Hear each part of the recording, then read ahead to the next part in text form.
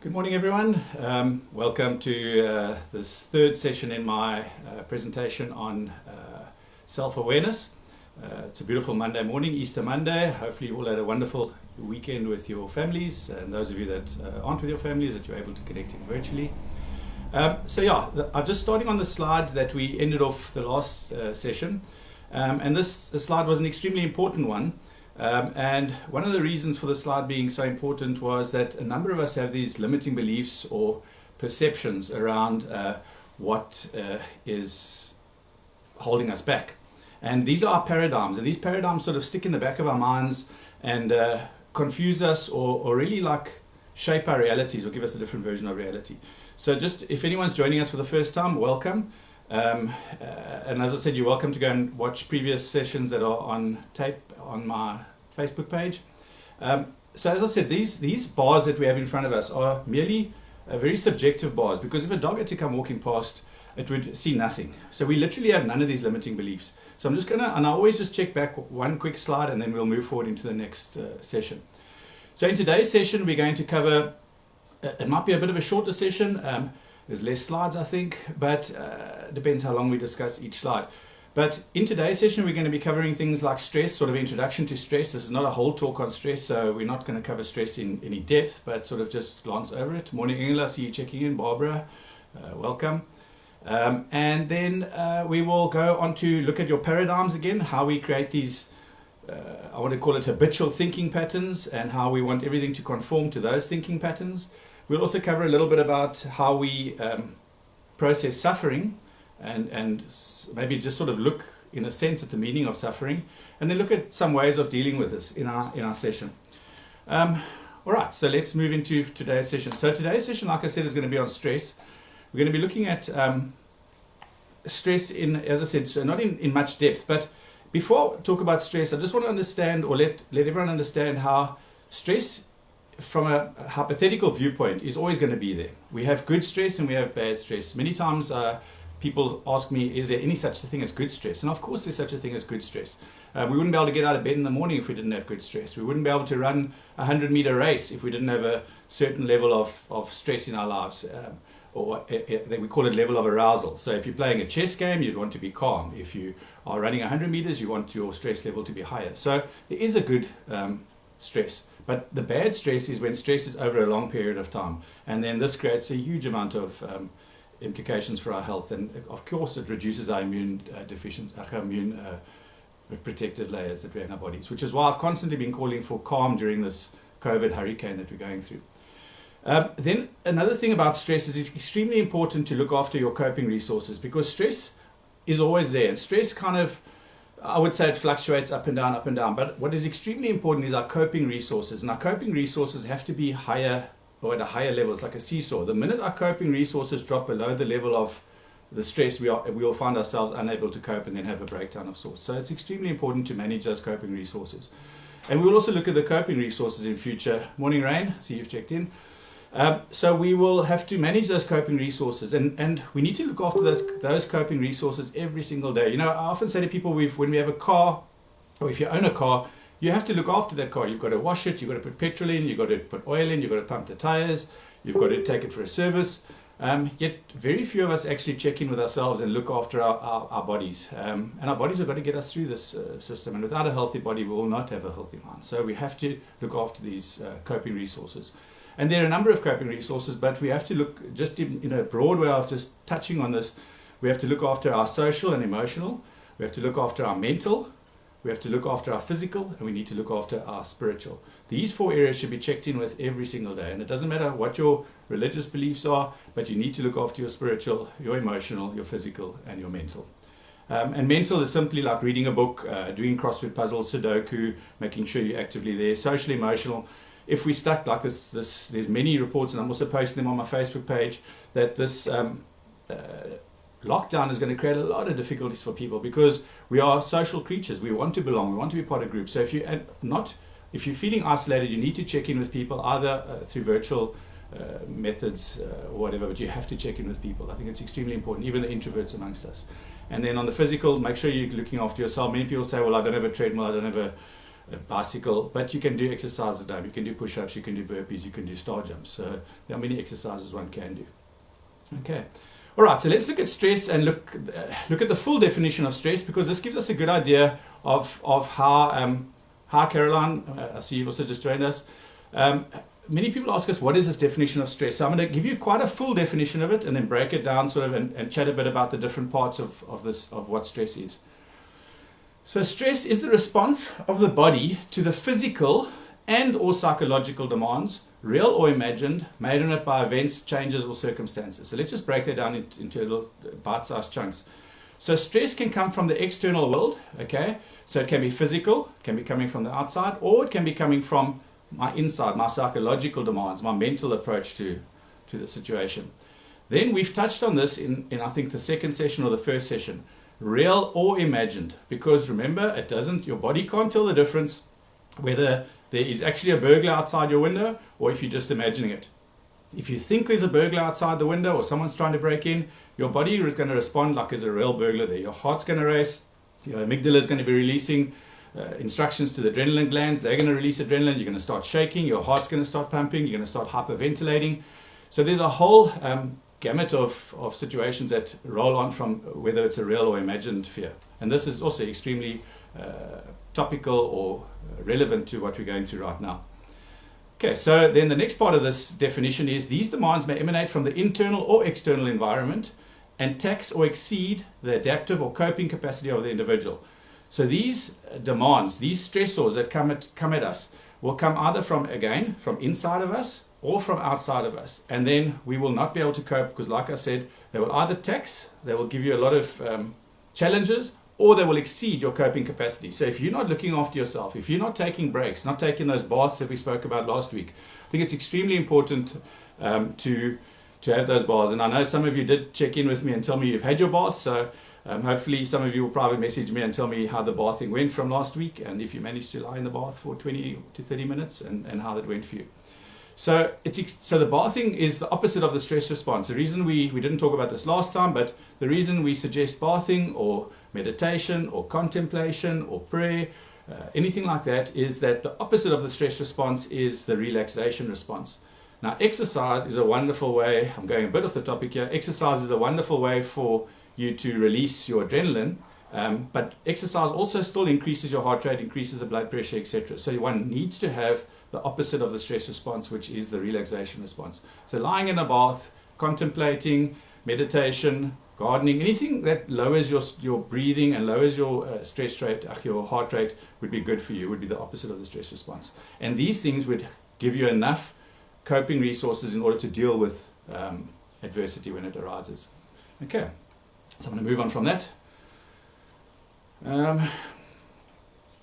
So let's look at what causes stress. So this is a great sneaky slide. Like when you see a cockroach, if this was your EEG, some people would respond like that. When the cockroach takes off, some people would respond like this. And when the cockroach lands on one, some people would respond like this, flat line. So it's just a little joke to throw in, yeah?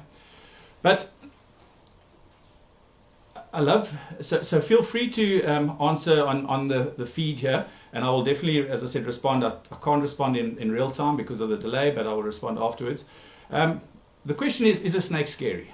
So when I pop this up on the screen, people have all sorts of different responses to it. Some people freak out, and that's enough for them, for their hearts to start racing just by seeing this cobra. Other people will be quite calm. Oh, it's a snake, I'm not scared of snakes. So the question I ask is, are snakes scary? And again, in groups, this would have a varied response, and it doesn't matter how big the group is, there'd always be a large percentage that are petrified of snakes, but there are also a large percentage that aren't scared of snakes. And then, certainly for the first half of my life, probably right until the age of about 25, I was petrified of spiders, phobic of spiders. I could not even go near one of those big rain spiders. Thankfully, I've overcome that now. I can catch them. I don't want to kill them anymore because I don't believe we should kill them. And I would now catch them and take them outside and put them in the garden. When I was much younger, we used to catch them and I'd take them right up to the top of the road and go let them off at the end of the block. Now I'm not scared to catch them and put them into the garden. So are spiders scary? Many people will say yes. Many people will say no. And then I ask about cockroaches, dogs, needles, COVID. Doesn't matter what it is we're responding to. And there would be a split between those that are petrified of them and those that say they're not scared of them. When I ask people why are snakes scary, and they'll tell me, no, it's dangerous, or it's going to bite you, or they can kill you. Cockroaches can't do this, but people still have the same stress response to a cockroach or a snake or a spider as it is. So my argument, if a snake was scary, or if a spider was scary, I'm just trying to use a logical reasoning here. Every single person on the planet would be scared of it. If a spider was scary, everyone would be scared. If a dog was scary, everyone would be scared of it. So it's not actually the snake or the spider or the cockroach or COVID that is scary. I even have people coming to me with exam anxiety, and they'll tell me, no, but they're scared of exams. All right, it's not the exam that's scary. All right, what do you think makes it scary? Sorry, Siri is listening to me, and I can't make her keep quiet. Apologies. What is scary? All right, and I challenge you to think about what makes this thing scary. And like I said, people will tell you, no, it bites on you, etc., etc. So before I go there and tell you what makes it scary, I just want to ask you this question. We'll come back to that slide in a moment. What does this saying mean? Seek and ye shall find. Seek and ye shall find. I just want you to give it some thought for a moment. It's a biblical phrase. Seek and ye shall find. Knock and the door will be answered. Ask and you will receive. But what does seek and ye shall find mean? And as it simply means that whatever you're looking for, you're going to find. So if you wanted to prove to me that a snake was scary, you would tell me how many people you know that have been bitten by a snake. You would tell me horrible stories about snakes and your experience of snakes. If you wanted to tell me that they're not scary, you would prove it just as easily by saying this. So we go and look for whatever it is we're looking for, and we will find it. The challenge is to ask yourselves, which is why I've spent the last 2 sessions asking you to check in with your thoughts, because do we even know what we're looking for? We think we know what we're looking for, but do we know what we're looking for? Because remember, we have all these unconscious drivers, or a big part of us is subconscious, and that subconscious is looking to prove, hypothetically, the complete opposite to what your conscious mind is trying to prove. I have people often say to me, I'm looking for a wonderful partner, I'm looking for that white picket fence and get married and all this kind of stuff. Yet at a deeper level, unconsciously, they have this part of themselves, this unconscious driver that says, I'm unlovable, or no one will love me, or no one cares, or I'm ugly. And that is actually what they're looking for. Their subconscious is seeking to prove that, rather than at a conscious level that they're looking to prove that everything's okay. So it's extremely important to monitor or to check in with yourself. And again, you can only check in with yourself if you become still, and if you become quiet, and give yourself the time of day, or the respect. Give yourself the respect to be able to sit down quietly and go and check in with yourself. Then this line, we only believe that which makes us happy. I came across this in another article, but it ties in so nicely with this slide that says, seek and you shall find. And even this morning on Facebook, etc., I've been having a few discussions around some of these things, whether it's politics, religion, or COVID right now. There seem to be quite emotional issues to discuss. But this line, we only believe that which makes us happy. We only believe that which makes us happy. I want you to think about this line and ask yourself, what does this line mean? And again, this line is extremely important. Like I said, it came from a big article. I wish you could find the original article because I'd give the reference to it. We do not want to believe anything that doesn't fit into our paradigm. We don't want to believe anything that doesn't fit into our belief system. Okay? So if we think snakes are scary, no one could tell us otherwise. You can't explain to that person that it's only a mole snake, or it's a python, or it's these common little house snakes that aren't poisonous. No, every snake is poisonous. Every snake is going to bite you. Every snake is going to kill you.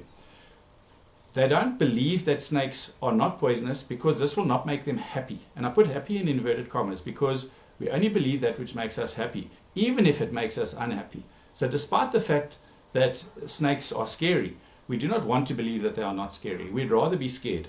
And this is troublesome to me because we are not able to shift that belief system, or at least broaden our perspective to entertain the fact that not all snakes are scary, for example. And I'm using snakes, but we could apply this to anything. We could apply it to COVID, we could apply it to the spiders, we could apply it to anything in our lives that we are thinking about. I sometimes have people that are anxious or depressed that come and see me, and we sometimes take that anxiety away from them. Then they start getting anxious because now they think something's going to happen.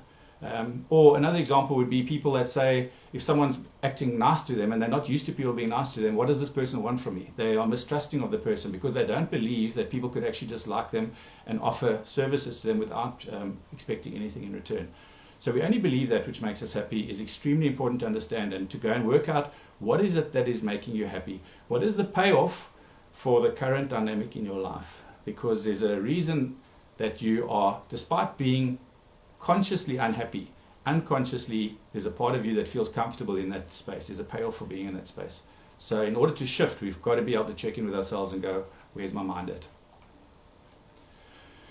Now, I'm going to come back to the snake and the spider thing. I haven't forgotten about it. We're going to get back to there now. A big part of the problem is, and we're going to do a whole separate series, maybe 1 or 2 sessions on judgment. And most of us are judgmental creatures. We are judging all the time. And this exercise is a little exercise just to show you how judgment works, even when it comes to emotions. Now, as I put these emotions up on the slides, I just want you to think to yourself, since we're not in a public forum here, how does this emotion make me feel? Is it good or is it bad? All right? So just do your own exercise. You're welcome to even type if you want. I still can't see the whole feed. Love, good or bad? Joy, good or bad? Curiosity, fear, anger, shock, disgust, sadness, guilt. Are these emotions good or bad? Are they both? Are some good, some bad? Sometimes they're good, sometimes they're bad. And then often what I ask people is, why do we label these, or how do we sort these into these 2 groups of good and bad? What is it that separates them from each other? And the simplest answer to this question is how it makes us feel. How they make us feel. We don't like to feel angry, we don't like to feel disgusted or sad or guilt, and it makes us feel terrible. It lowers our energy, but it makes us feel terrible. So we label these emotions as bad, and because we label them as bad or judge them as bad, we decide we don't want these in our life, and we do everything in our ability to avoid those. And as I said, in order to avoid those, we become extremely controlling. And if you recall this slide we did in a previous session, A plus B equals C, we said that the activating event, let's go back to using a snake. The snake comes in the room. I believe that snake is poisonous and dangerous, is going to bite me. The consequence is fear. And because I've labeled fear bad, I don't want to feel it. And thus I go and kill the snake, or I run away from it. This could be relationship issues. It could be COVID. It could be anything. COVID arrives. My belief is we're all going to die. Consequence again becomes fear. I become extremely controlling, and I try and control family members, friends, etc. Or I run away. And as I said, we can run away through alcohol, drugs, work, worry. We could run away in many different ways.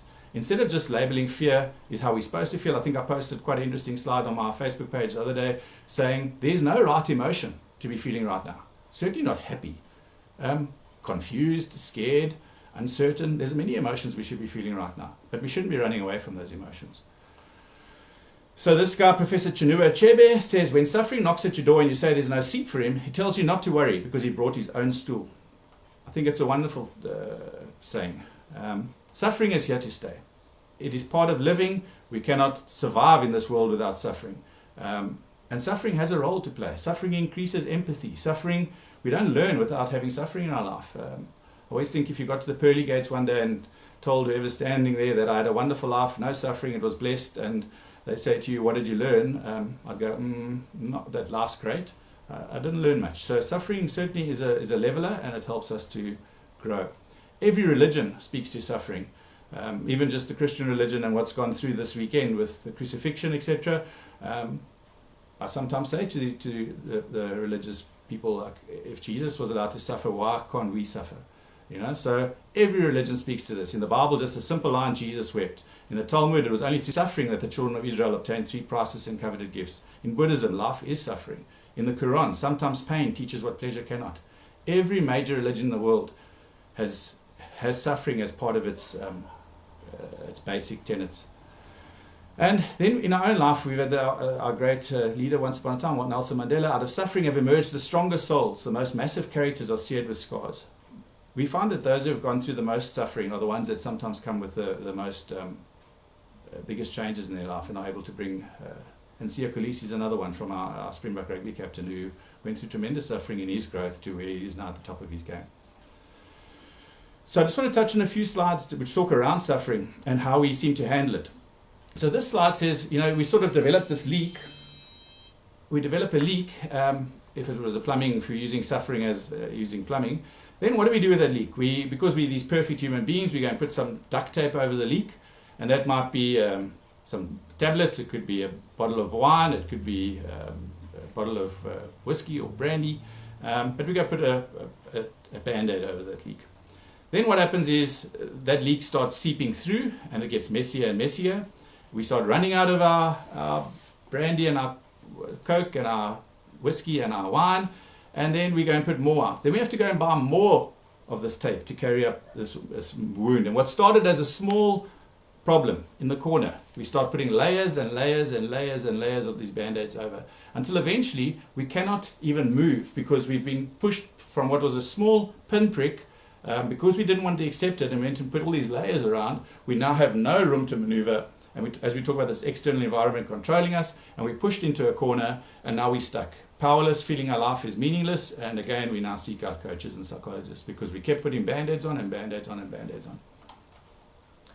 So this is another slide that just speaks to this. So we have this natural pain or natural response to adversity. So it could be sadness, uncertainty, hopelessness. And the more layers we put around it, the more pain we have, and the more avoidance, the more we avoid it, the more pain we have. Okay, emotional pain, emotional suffering. So this is a thought. It's called the basketball metaphor. If we wanted to go swim with a basketball, if you were trying to push a basketball under the water, it's going to keep popping up. It's going to keep popping up. So we do this with our emotions and our thoughts and our experiences. Those that we don't like and those that we don't want to have, we push down, we keep them under, we repress them. And then I asked the question if we'd be able to go swim with a beach ball. We wouldn't be able to go swim with a beach ball because this thing would pop to the surface. So we wouldn't be able to go swim. We just decide we can't swim because we've got this beach ball that we're holding under and someone's going to see it because it's going to pop to the surface. The question is, what would happen if you allowed that beach ball to pop to the surface? And then swam your lengths and then got out the water and left with your beach ball. That would be a lot easier. At least you'll be able to live your life with your beach ball. So a big part of some of what I'm talking about is called acceptance and commitment therapy or acceptance and commitment coaching. A big part of this is going on with your life, with your depression, with your sadness, with your grief, with your anxiety. Life carries on. Some people's lives have stopped with this COVID. They are so consumed and we'll talk about this in another session when we talk about thought fusion. They are over-identifying with their fear, okay, that they cannot even think outside that bubble of fear or anxiety. So it's much better to allow that bubble to pop out or the beach ball to pop out the surface, swim your lengths in the whirlpool. You don't have to push it under again. It's up, it's out. And just walk around with your beach ball if you have to. But don't let it stop you from engaging with life and engaging with your family. Those of you that were with that first initial talk that we did on the hurricane, this is Pema Chodron. She's a Western Buddhist monk. She says we can try and control the uncontrollable by looking for security and predictability, always hoping to be comfortable and safe. But the truth is we can never avoid uncertainty and fear. So the central question is not how we avoid uncertainty and fear, but how we relate to discomfort. How we relate to discomfort. It's extremely important that we change or we shift our relationship with discomfort. So many of us, I see this as how we see our lives. We see our lives as this wonderful, slight uphill going towards the finish line. I've had many people I've actually challenged or confronted, and I said, I think in your life you really would prefer a downhill, like a nice smooth downhill too. So I'd like to change this drawing into a downhill with a checkered flag at the end, because many people want a nice smooth downhill where they can just freewheel. Life's not like that though. This is what life looks like. There are potholes, there are bridges to cross, there are chasms with water in it that we've got to find a boat to get across. And as long as we keep moving forward, with all these ups and downs through life, we will get to the checkered flag at the end. And the person who has been through this bottom idea of this life of suffering is going to be so much greater for it at the end. All right? We are resilient people. We are hardy. These are the two greatest traits of human beings, is resilience and hardiness. But I think sometimes we forget that. And only in retrospect we realize how resilient and hardy we are and how we can get through. And children especially are the most resilient. I think most children, we as adults thought they're going to really struggle through this process. But I've got two young boys and they seem to be handling it fine. So this is the last slide, and I think it's quite a great slide. So this little doggy has decided it's way too hot, and he's had to take his life into his own hands and go and find some shade. So as we've been talking about, he was scared to go under the chair. But he realized that despite his fear, it's quite hot out there, so he had to, with his fear, go and sit under this chair, okay, and find some shade. So, to cut a long story short, life is suffering. We need to understand that life is not easy. One of the biggest things that we need to do is to understand that life is suffering, and suffering comes with living. The only time that suffering might cease is once we die. Okay. Life is also impermanent. Nothing stays the same. Everything changes. And it's an extremely important pillar to have this idea in your life, that life is impermanent. Try and tell me one thing that doesn't change. And if anything, death is the level. And I think this is what scares so many people about COVID, is if they're not going to die, their family might die, their child might die, their parents might die. So death is an extremely scary factor. But it is proof that life is impermanent. We create more suffering by trying to avoid the initial suffering. This is also extremely important. Instead of dealing with the initial sadness or the initial grief or the initial insecurity, we now create a bigger problem through avoidance or cravings. I think that's the next slide. So either by developing a craving or an addiction, and that can be addiction not only to substances, it can be an addiction to work even, and an addiction to worry. I even sat with one person he was not self-medicating in any way, yet he worried permanently. And worry is also not a way of problem solving. Worry is like, if it was a comic, you draw this big bubble, this thought bubble up here, and you just sit and worry, but there's no solution to the problem if you worry. Okay. And then not hopefully, but to add hope to this is we can overcome this. And this is what I'm attempting to do through this series, is to give you tools to be able to help you go through this phase, or this whole course with self-awareness, and to come out with some better coping resources. So tomorrow we're going to go into, I must also just get the time right. I've just got to see if I can shuffle my diary around. I've got someone booked for 9 o'clock, but I'm hoping to be able to shift that person so that we can keep this to this slot for 9 o'clock. But if you just watch my page, I'll let you know. Tomorrow we're going to go on to the 6 key areas that cause psychological inflexibility or rigidity, and that starts getting into the exciting stuff, because you'll realize how many things are in our lives that create rigidity of thought and rigidity of our emotional expressions. All right, so thank you very much. Drop your questions onto the Facebook page. Share my video if you can to your friends. Tell people about it. Tell people that I'm going to be here. You're welcome to private message me through my Facebook page, and we can chat about some of the questions if you've got any questions on this. But feel free, and I'll try and answer everything on the taper. All right. Thank you very much for joining me, and all the best. Have a great Monday.